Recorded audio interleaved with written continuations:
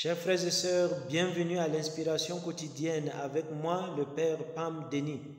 Aujourd'hui, nous tirons notre inspiration de l'évangile de Saint Luc, chapitre 12, versets 13 à 15. Gardez-vous de toute avidité. Voici ce que le texte dit.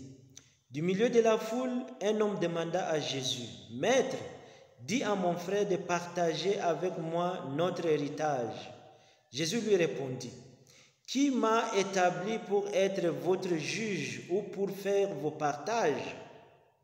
Puis, s'adressant à la foule, il dit, « Gardez-vous bien de tout apprêter au gain, car la vie d'un homme, fût-il dans l'abondance, ne dépend pas de ses richesses. » Chers frères et sœurs, Jésus nous dira la parabole de l'homme qui amasse pour lui-même en réponse à la question d'un jeune homme qui souhaite régler un différend sur l'héritage familial avec son frère.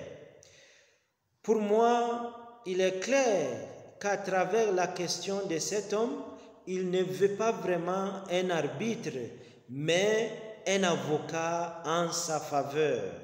Voilà pourquoi il pose la question, « Maître, dis à mon frère de partager l'héritage avec moi. » Il cherche là-dedans son intérêt personnel. Et Jésus refuse de juger entre les deux.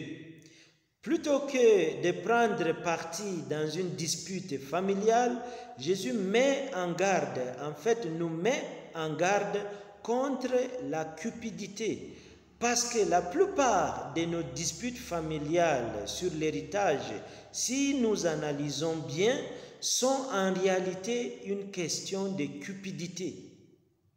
Et il semble que la cupidité et la recherche effrénée de biens constituent l'un des plus grands obstacles à notre croissance spirituelle.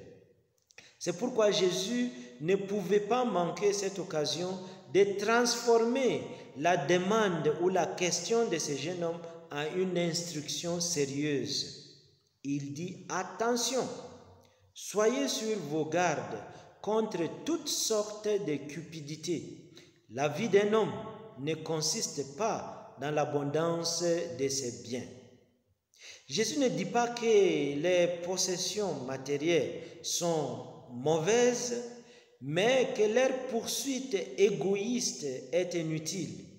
Ceux qui piétinent les autres dans leur quête de biens ne seront jamais satisfaits.